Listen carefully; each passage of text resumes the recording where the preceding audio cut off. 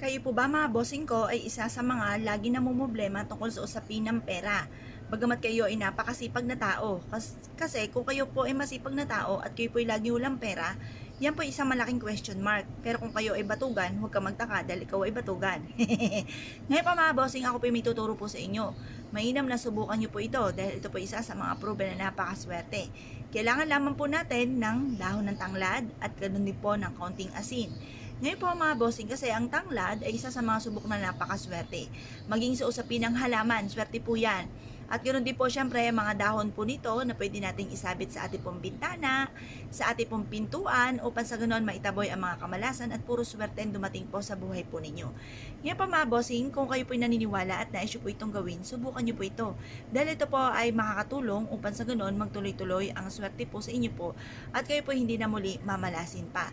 Kung lubog ka sa pagkakautang ay mainam na meron